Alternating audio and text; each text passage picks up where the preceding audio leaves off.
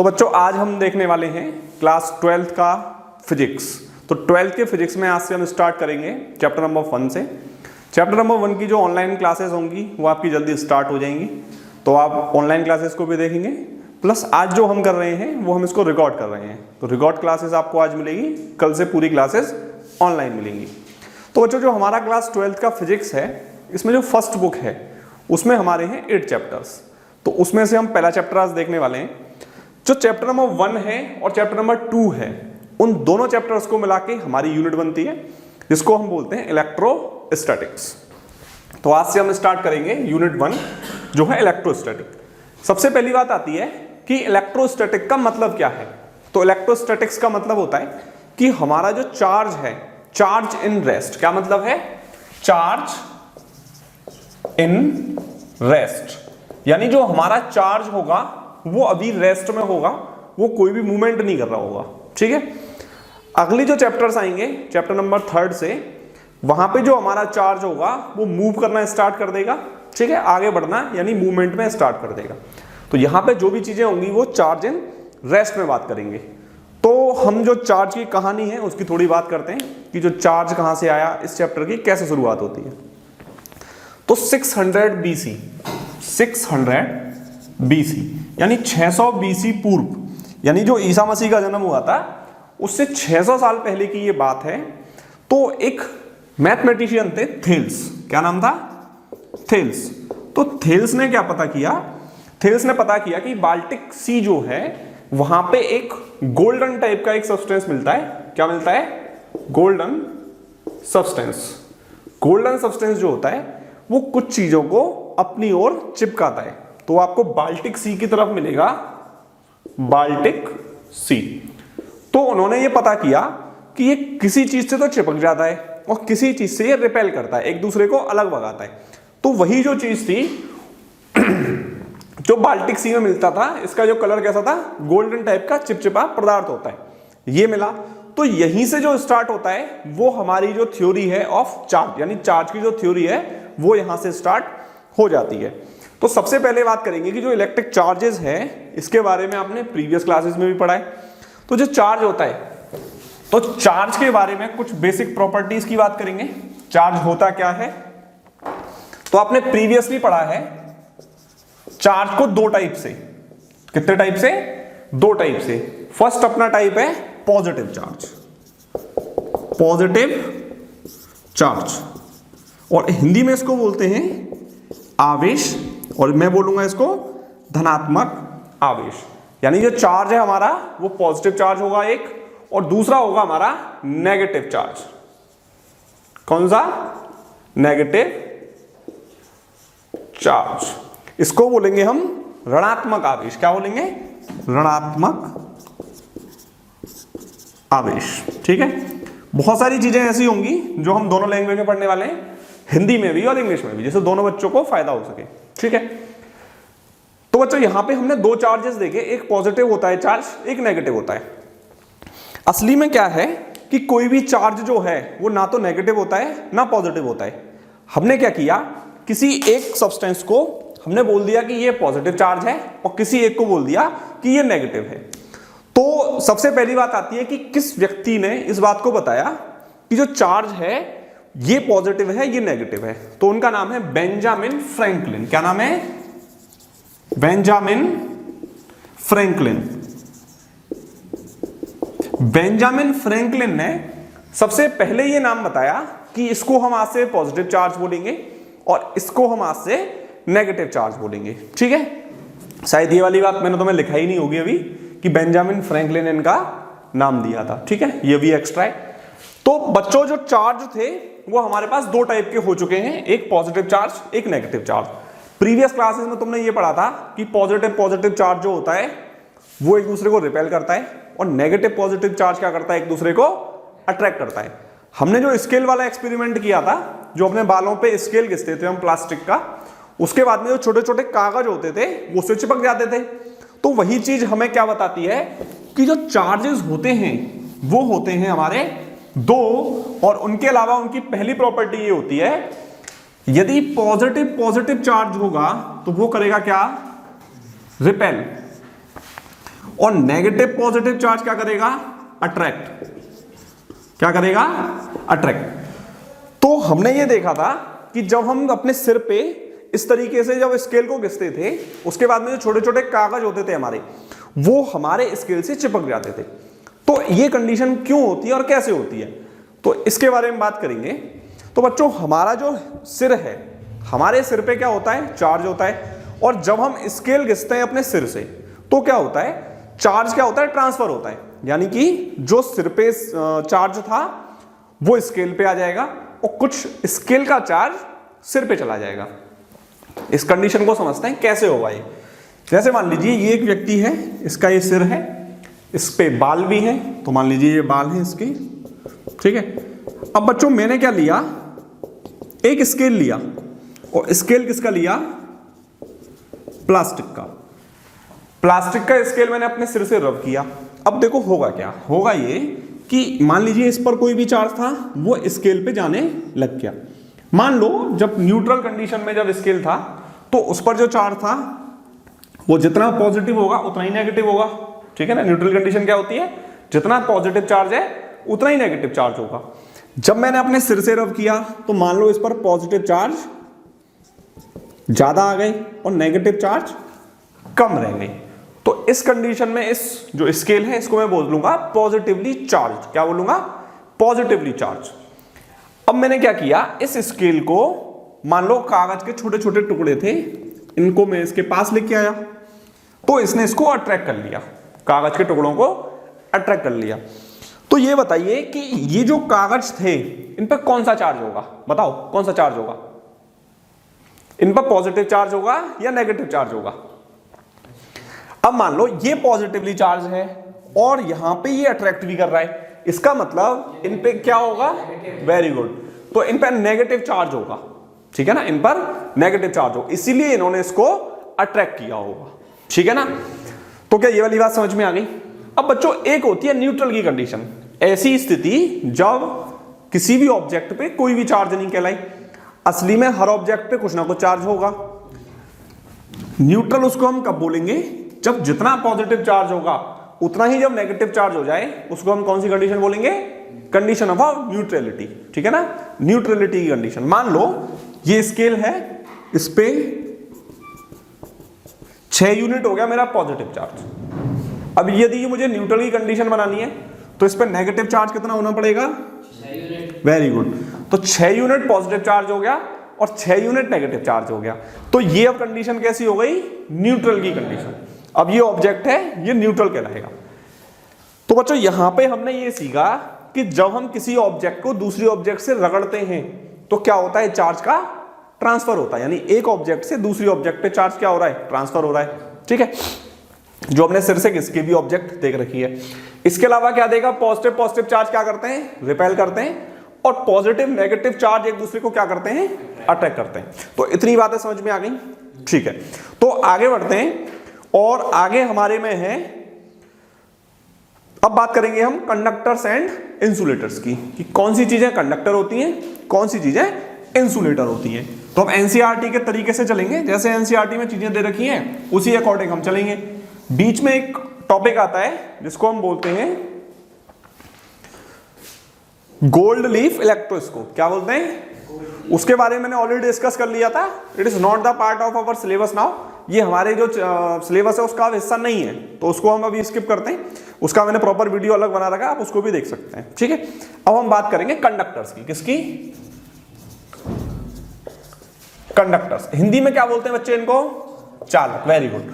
तो चालक class 10th में हमने पढ़ा था कि कंडक्टर्स कौन होते हैं, जिनसे इलेक्ट्रिसिटी पास हो जाती है। क्या हो जाती है, इलेक्ट्रिसिटी पास हो जाती है। तो conductors are those substances which conduct electricity. अब बच्चों यहां पे इलेक्ट्रिसिटी का मतलब क्या है, फ्लो ऑफ चार्ज से। किससे है, फ्लो ऑफ, यानी जिससे चार्ज फ्लो हो जाए उसको मैं कंडक्टर बोलूंगा। अब आप एक मुझसे क्वेश्चन राइज कर सकते हो, पूछ सकते हो कि भैया जब हमने स्केल लिया था और स्केल तो प्लास्टिक का था, तो उस पर चार्ज तो ट्रांसफर तो हो गए थे। जब मैंने सिर से स्केल को घिसा था तो मेरे सिर से स्केल पर चार्ज तो आ गया, लेकिन क्या ये कंडक्टर हुआ, तो मैं बोलूंगा ये इंसुलेटर है, ये कंडक्टर नहीं है। तो बोले क्यों नहीं है? देखो जो कंडक्टर होगा उस पर चार्ज आ भी जाएगा और चार्ज फ्लो भी होगा। क्या करेगा? फ्लो करेगा। लेकिन इस कंडीशन में जब मैंने स्केल को रब किया था उस कंडीशन में चार्ज ट्रांसफर तो हो गया लेकिन फ्लो नहीं हो रहा, चार्ज फ्लो नहीं हो रहा। इसीलिए जो स्केल है ये इस समय कैसा है? कंडक्टर नहीं है, इंसुलेटर है। ठीक है ना? तो हमें ये समझ में आया कि कंडक्टर्स वो होंगे जो फ्लो करेंगे चार्ज को, और इंसुलेटर क्या होंगे बताओ? Very good. Which can not allow the charges to flow. ठीक है ना? कांट फ्लो चार्जेस हम लिख सकते हैं, कांट फ्लो चार्जेस, जिनसे चार्ज फ्लो ना हो उनको हम इंसुलेटर बोलेंगे। तो बच्चों इनके एग्जांपल समझ लो। कंडक्टर्स कौन होते हैं? All metals are conductors. क्या बोला मैंने? मेटल्स। मेटल्स कंडक्टर होंगे और नॉन मेटल क्या होंगे? इंसुलेटर। Non metals. ठीक है? अब आप मुझे एक ऐसे सब्सटेंस का नाम बताएंगे जो कंडक्टर तो है लेकिन मेटल नहीं है। बताओ। ग्रेफाइट। Graphite, very good. तो जो ग्रेफाइट है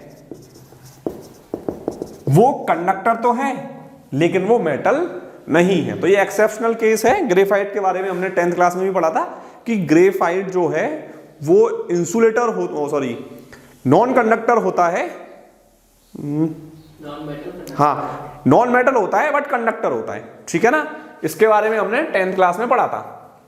ये इंसुलेटर्स हैं। इसके अलावा इसके एग्जांपल आ जाएंगे प्लास्टिक, रबर और क्या आ जाएगा? वुड। ठीक है? ये सब इसके एग्जांपल्स हो जाएंगे। तो वुड लिख लेंगे। तो आई होप आपको ये सब चीजें समझ में आ गई होंगी। जो भी चीजें आपको नोट डाउन करनी है वो नोट डाउन कर लेंगे। इसके अलावा अब हम आगे बढ़ते हैं और आगे अब हम देखेंगे नेक्स्ट टॉपिक हमारा है charging by induction. Very good. तो चार्जिंग बाई इंडक्शन हमारा नेक्स्ट टॉपिक है। सबसे पहले टॉपिक लिखेंगे चार्जिंग बाई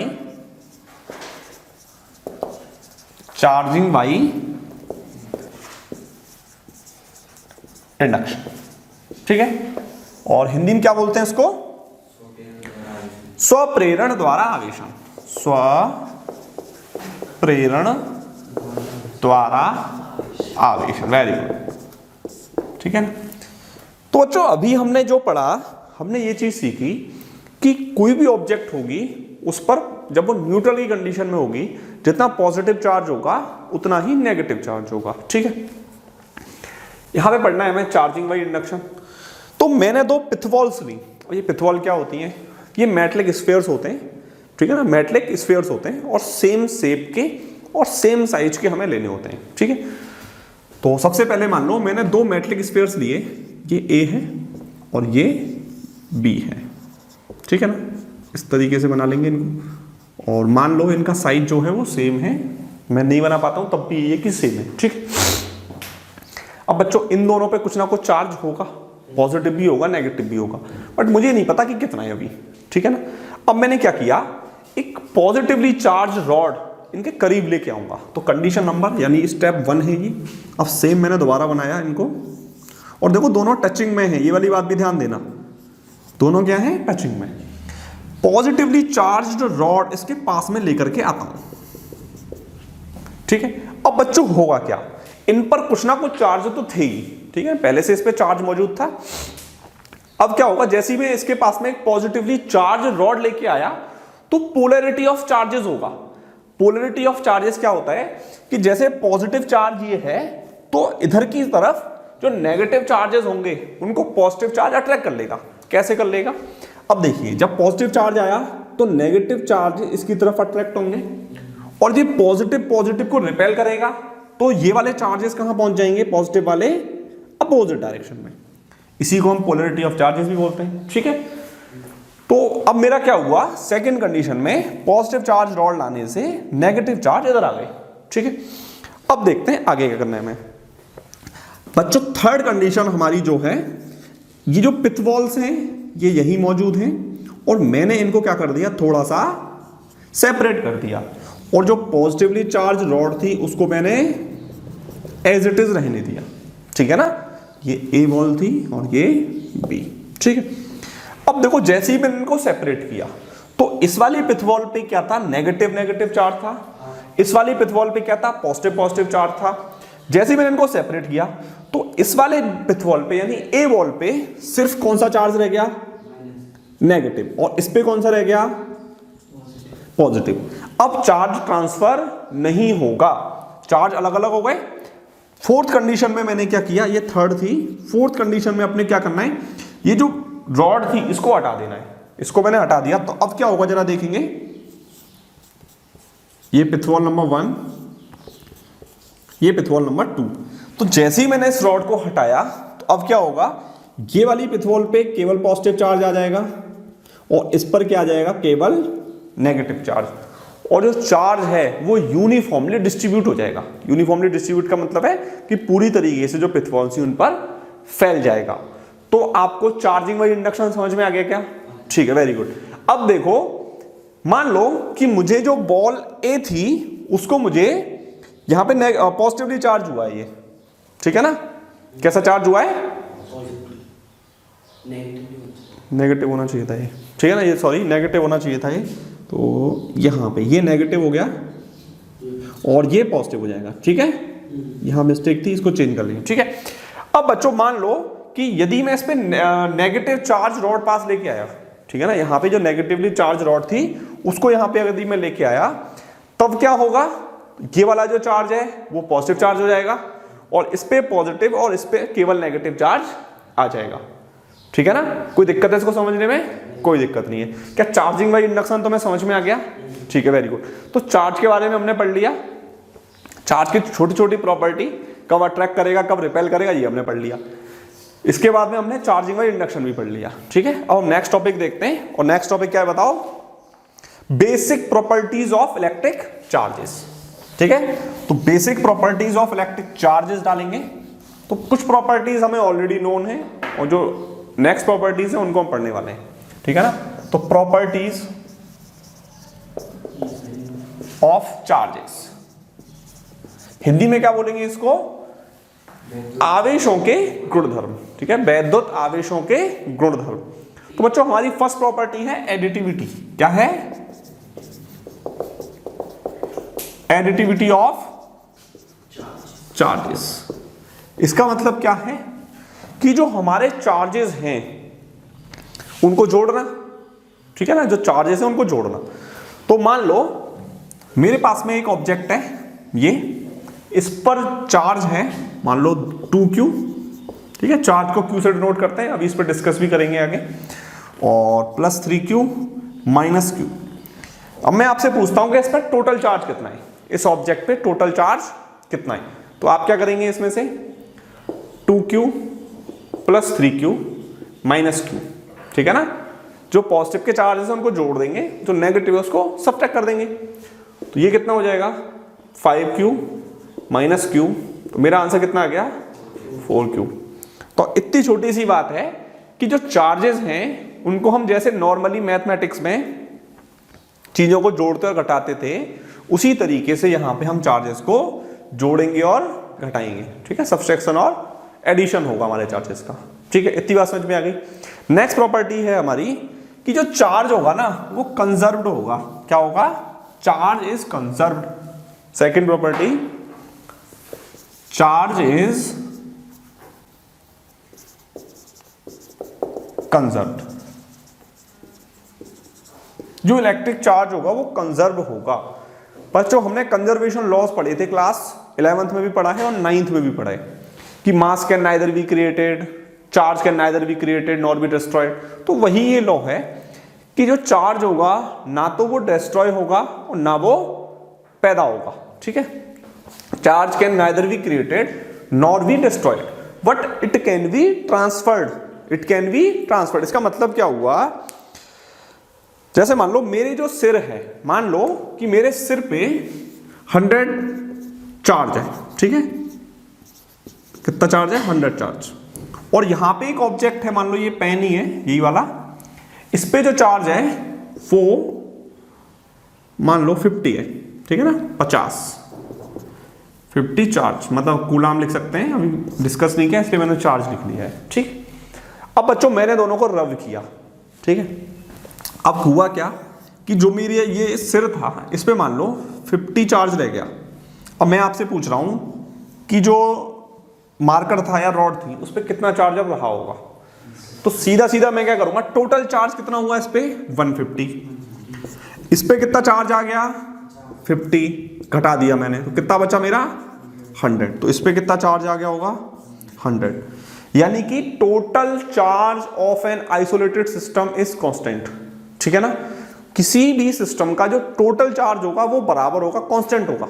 ठीक है, तो इतनी बात समझ में आ गई होगी कि चार्ज क्या होगा, हमेशा कंजर्व होगा। चार्ज को ना तो पैदा कर सकते हैं और ना समाप्त कर सकते हैं। ठीक है, इतनी सी बात है। नेक्स्ट और थर्ड प्रॉपर्टी हमारी क्या है बताओ?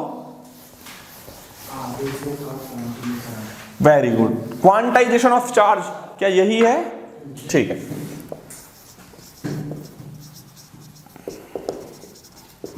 Quantization of charge.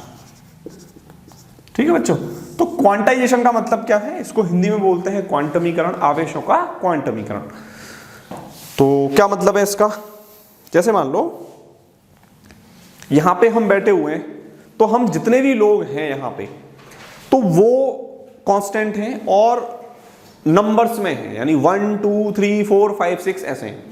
यानी जो पर्सन्स होते हैं उनको हम ऐसे नहीं बोल सकते 2.5 आदमी 3 आदमी 4 आदमी। ठीक है ना, ऐसे ही जो चार्ज होगा, क्या होगा? चार्ज होगा वो भी कैसे होगा? होल नंबर्स में होगा। किस में होगा? Whole numbers. ठीक है ना, इसका मतलब क्या है? जैसे मार्कर है ये, तो मैं मार्कर लेने जाऊं तो 1 मार्कर 2 मार्कर 3 मार्कर 4 मार्कर ऐसे ही तो आएगा। क्या मैं 2.5 मार्कर ला सकता हूं? नहीं ला सकता। ऐसे ही चार्ज हैं, जो चार्ज होंगे वो कैसे होंगे? Q इक्वल्स टू NE की फॉर्म में होंगे। कैसे होंगे? Q इक्वल्स टू NE की फॉर्म में होंगे। यहां पे मैं प्लस माइनस और लगा देता हूं। प्लस माइनस का क्या मतलब है? प्लस माइनस का मतलब ये है कि चार्ज तो पॉजिटिव का भी हो सकता है और नेगेटिव का भी हो सकता है। तो बच्चों Q क्या है? यहां पे चार्ज है। वेरी गुड, आवेश या चार्ज। N क्या है? Whole number. क्या है? Whole number. और E क्या है? इलेक्ट्रॉन। ठीक है ना, नंबर ऑफ इलेक्ट्रॉन। तो इलेक्ट्रॉन है यहां पे। तो बच्चों आज से और अभी से जब हम चार्ज की बात करेंगे तो हम सपोज करेंगे इलेक्ट्रॉन को। ठीक है ना, चार्ज की जब हम बात करेंगे तो we are supposing to be the electron. ठीक है, तो हम इलेक्ट्रॉन की तरफ आ जाएंगे। जैसे चार्ज में बोलूं तो आप क्या समझ लग जाओगे? इलेक्ट्रॉन। ठीक है, तो आगे बढ़ते हैं। तो हमारी ये थर्ड प्रॉपर्टी थी इसकी, जिसको हम क्वांटाइजेशन ऑफ चार्ज कहते हैं। इसमें अब और भी कई सारी बातें हैं, उनके डिस्कस करेंगे। तो आगे की बातें, जो बच्चों चार्ज होगा ना उसको मैं डिनोट करूंगा किससे? Q से। चार्ज को किससे डिनोट करेंगे? Q से। तो बच्चों कई बार हम पॉजिटिव Q या स्मॉल q जो भी होता है उसको यूज करेंगे, और कई बार कैपिटल Q भी यूज करेंगे। ठीक है ना, जब हम टोटल चार्ज की बात करेंगे किसी सिस्टम की तो हम कैपिटल Q यूज कर लेंगे, और जब हम छोटे छोटे चार्जेस की बात करेंगे किसी सिस्टम पे जो भी चार्जेस हैं तो हम स्मॉल q यूज करेंगे। ठीक, तो ये वाला जो पॉजिटिव है इसका कोई मीन नहीं है, यहाँ पे पॉजिटिव भी हो सकता है और नेगेटिव भी हो सकता है। ठीक है ना, अब बच्चों जो इलेक्ट्रॉन है उस पर कितना चार्ज है? तो charge on electron, charge on 1 electron, तो बताओ 19। अब बच्चों जो चार्ज की यूनिट है वो क्या है? कूलम। क्या है? कूलम। तो मैं यहां पे C लगा दूंगा, और कूलम की स्पेलिंग क्या है? COULOMP। ठीक है, कूलम। तो ये वैल्यू हम याद रखेंगे, बहुत इंपॉर्टेंट है, बहुत सारे न्यूमेरिकल्स में यूज करेंगे। ठीक है, कई बार तो पेपर में दे देता है लिखी हुई, कई बार नहीं देता है, तो हमें ये बिल्कुल आना चाहिए कि जो चार्ज ऑन 1 इलेक्ट्रॉन है वो कितना होता है। तो इसको नोट डाउन करेंगे बिल्कुल। और अब हम आगे बढ़ते हैं बच्चों, एक बहुत ही इंपॉर्टेंट बात जो एग्जाम्स में कई बार पूछी जाती है कि हाउ मेनी इलेक्ट्रॉन्स, क्या क्वेश्चन है? क्वेश्चन ले देते हैं पहले, इसको मिटा देते हैं, और question number 1, how many electrons in 1 coulomb of charge.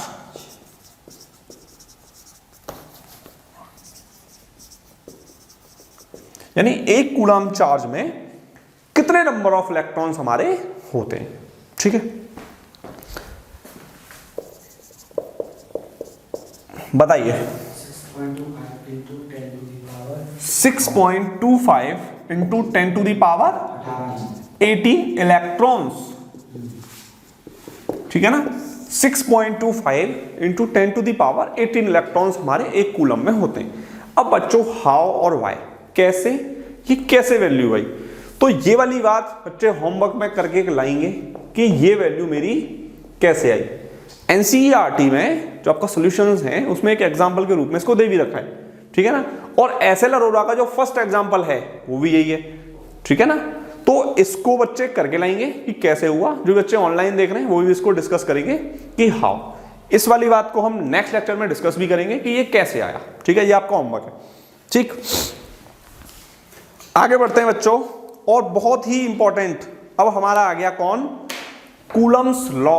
क्या आ गया, कूलम्स लॉ। तो आज हम कूलम्स लॉ पढ़ेंगे। कूलम्स लॉ में जो इंपॉर्टेंट बातें हैं वो पढ़ेंगे।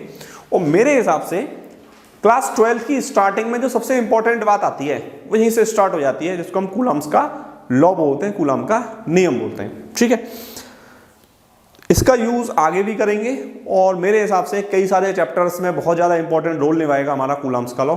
ठीक है, तो स्टार्ट करते हैं कूलम्स लॉ। ठीक, कूलम्स लॉ। तो बच्चों हमने मान लिया कि हमारे पास में 2 चार्जेस हैं। पहला चार्ज है Q1 और इससे थोड़ी दूरी पे स्थित है हमारा सेकेंड चार्ज जिसको Q2 है। This is Q1, this is Q2। ठीक है, अब इनके बीच की कुछ डिस्टेंस होगी, तो मान लो ये हमारी डिस्टेंस है। तो सबसे पहली बात कि V जो हम डिस्टेंस मेजर करेंगे वो चार्जेस के सेंटर से करेंगे। ठीक है ना, क्योंकि ये जो फोर्स है वो सेंटर से सेंटर की ओर लगता है। ठीक है, तो इनकी डिस्टेंसेस हमने ली R। ठीक है, मैंने मान लिया कि 2 charges Q1 Q2 R distance पे मौजूद है। अब बच्चों हमें ये पता है कि F प्रोपोर्शनल टू Q1। इसका मतलब क्या हुआ कि फोर्स जो होगा वो डायरेक्टली प्रोपोर्शनल होगा चार्जेस के। कैसे समझेंगे इसको, जैसे मान लीजिए छोटा चार्ज है तो कम फोर्स लगेगा, चार्ज बढ़ा देंगे तो फोर्स बढ़ेगा नहीं बढ़ेगा, ऐसे ही मानेंगे F प्रोपोर्शनल टू Q1। ठीक है, F प्रोपोर्शनल टू Q2, वही दोनों चार्जेस हैं, तो जब छोटा वाला पहला वाला बढ़ेगा तो ज्यादा फोर्स, दूसरा बढ़ेगा तो भी ज्यादा फोर्स, तो फोर्स जो है वो चार्जेस के डायरेक्टली प्रोपोर्शनल है। ठीक है, F प्रोपोर्शनल टू 1/r²। ये बच्चे हमारा क्या है, इनवर्स स्क्वायर लॉ। क्या है, इनवर्स स्क्वायर लॉ।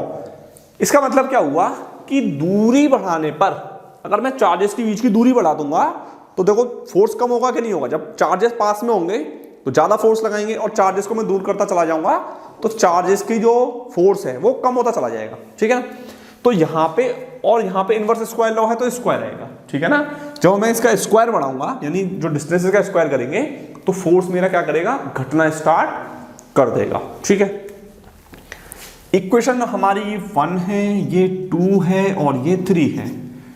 कंबाइन कर लें तीनों को तो मेरा क्या आ जाएगा, F proportional to Q1 Q2/r²। बच्चों यहां पे एनसीईआरटी यूज करती है मॉड का। ठीक है ना, यहां पे यूज करती है मॉड का। क्यों यूज करती है, क्योंकि जो फोर्स होगा ना, यानी चार्जेस का मैग्नीट्यूड निकालेंगे, यानी जो अगर नेगेटिव चार्ज होगा उसको भी मैं क्या कर दूंगा, पॉजिटिव चार्ज। ठीक है ना, मॉड का मतलब क्या होता है, जो भी वैल्यू होगी उसको हम पॉजिटिव कर देंगे। तो यहां पे ये आ गया हमारा F इज टू, बच्चों ये प्रोपोर्शनल का जो साइन हटेगा तो यहाँ पे एक कांस्टेंट आ जाएगा और वो कांस्टेंट क्या होगा, K। मैंने यहाँ यूज किया K, Q1 Q2/r²। और यहाँ पे नहीं आएगी ये मॉड वाली बात, ये यहाँ आएगी। ठीक है ना, इसको यहाँ से यहाँ शिफ्ट कर देंगे क्योंकि अभी प्रोपोर्शनलिटी साइन हमने नहीं हटाया था, यहाँ हट गया। ठीक है ना, इक्वल में। ठीक है, अब बच्चों what is the value of K। यहाँ K क्या है, तो K तो कांस्टेंट है, हिंदी में इसको नियतांक बोलते हैं। ठीक है, तो what is the value of K कि K की वैल्यू क्या है, तो K की वैल्यू निकालेंगे। मैं इसको यहां लिखूंगा k is equals to 1/4 epsilon naught, 1/4 epsilon naught. What is the epsilon naught, इसको अभी डिस्कस भी करेंगे। फिलहाल मैं जो k की वैल्यू है उसको यहां पे रखने वाला हूं। तो f is equals to 1/4 epsilon naught Q1 Q2 upon R square. तो बच्चों जो मेन मेरा फॉर्मूला था वो तो ये आ गया, क्या आया, force between the two charges is 1/4 epsilon naught Q1 Q2 upon R square. ठीक है, अब बच्चों हमारे पास में जब मैं सॉल्व करता हूं किसको, 1/4 एप्सिलॉन नॉट को, तो मेरा एक वैल्यू आता है।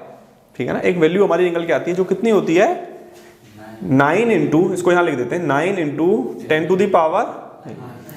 तो यानी कि इसका मैं टोटल वैल्यू ये भी यूज कर सकता हूं। तो we can write this formula as, हम इसको ऐसे भी लिख सकते हैं, f is equals to 9 into 10 to the power 9, इसका वैल्यू मैंने यहां रख दिया, into Q1 Q2 upon R square. ऐसे भी लिख सकते हैं हम इसको, कोई दिक्कत नहीं है। ठीक है, आगे बढ़ते हैं बच्चों। What is the epsilon not, ये एप्सिलॉन नॉट क्या है, तो एप्सिलॉन नॉट, ये एप्सिलॉन नॉट है, इसको बोलते हैं परमिटिविटी ऑफ फ्री स्पेस। क्या बोलते हैं, परमिटिविटी ऑफ फ्री स्पेस। इसका मतलब क्या होता है, परावैद्युतांक, हिंदी में परावैद्युतांक बोलते हैं, इंग्लिश में परमिटिविटी ऑफ फ्री स्पेस बोलते हैं। ठीक है, इसका मतलब ये हुआ कि बच्चों जो हमारे चार्जेस हैं, मान लो यहां पे मैंने दो चार्जेस लेके रखे, अब इनके बीच में एक फोर्स लग रहा होगा। यदि इनके बीच में मैं यहां पे अभी कुछ भी नहीं है, ठीक है ना, ये वैक्यूम मान लो इसको, ये वैक्यूम है, तो यहां पे कुछ नहीं है तो फोर्स लग रहा है। यदि मैं इसके बीच में यानी इन चार्जेस को ले जा करके मान लो ऑयल में रख देता हूं, तो फोर्स का मान बदलेगा नहीं बदलेगा। इनको ही ले जा करके मैं किसी अन्य ऑयल में रख देता हूं, पानी में रख देता हूं, तो मेरा जो वैल्यू ऑफ फोर्स है वो घटेगा या बढ़ेगा। ठीक है ना, इसका मतलब ये हुआ कि जो मीडियम है जिसमें चार्जेस रखे हुए हैं उनको बदलने पर भी फोर्स बदलेगा। वही हमारा क्या है, epsilon not, permittivity of free space. ठीक है ना, that is the permittivity of free space. कोई दिक्कत नहीं है। अब मुझे ये बताओगे तुम कि what is the value of permittivity of free space. मैंने आपको वैल्यू बताई थी, बताओ। 8.854 इंटू 10 टू द पावर -12। क्या ये वैल्यू तुमने अब तक याद कर ली है? ठीक है ना, क्योंकि इसका हम यूज भी करेंगे और कई बार ये डायरेक्ट पूछ लेता है एग्जाम में कि what is the value of epsilon not. ठीक है, तो यहां पे कूलाम का लॉ मैंने समझा दिया। कूलाम का जो लॉ है उसको याद रखेंगे कि ये हमारी वैल्यू हमारी एंगल की आई थी। इसके अलावा it is likely to be the gravitational force. जैसे ग्रेविटेशनल फोर्स था वैसे ये फोर्स है, इसमें कोई भी ज्यादा चेंजेस नहीं है। यहाँ पे कांस्टेंट अलग है, चार्जेस हैं, और दोनों ही लॉज जो हैं वो इनवर्स स्क्वायर लॉ को फॉलो करते हैं। अब मैं आपको एक क्वेश्चन बताता हूं या मैं आपसे पूछता हूं, उस पर डिस्कस कल करेंगे। ठीक है, आज की क्लास यही अब थोड़ी देर में बंद करने वाले हैं। तो क्वेश्चन ये है कि फोर्स जो है, जब मैं ग्रेविटेशनल फोर्स की बात करता हूं और जब मैं कूलम फोर्स की बात करता हूं, तो विच force is stronger and why. क्या बोला मैंने, क्वेश्चन लेंगे कल, उस पर डिस्कशन होगा आगे कि कूलम लॉ जो है या कूलम फोर्स जो है वो ज्यादा स्ट्रॉन्गर है, कूलम्स लॉ या कूलम COULOMB कूलम्स फोर्स या फिर ग्रेविटेशनल फोर्स।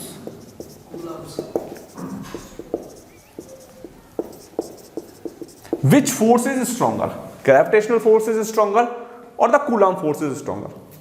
इसको आप कल मेरे को करके लाएंगे, क्यों है, कितना स्ट्रॉन्गर है, ये आपको आपके किसी ना किसी एग्जांपल में मिल जाएगा। स्टार्टिंग में एग्जांपल नंबर 2 या 3 है मेरे हिसाब से, उसमें आपको ये मिल जाएगा कि वाई। अब मैं ये नहीं बताऊंगा कौन सा फोर्स स्ट्रॉन्गर है, कौन सा फोर्स स्ट्रॉन्गर है, कितना स्ट्रॉन्गर है, इसका पूरा सॉल्यूशन भी दिया है, उसको आप करके लाएंगे। तो आज की क्लास हम यहीं एंड करते हैं, कल हम ऑनलाइन मिलेंगे क्लासेस में। तो thank you for watching this video, मिलते रहेंगे अगले वीडियो में, डेली आपको क्लासेस मिलती रहेंगी।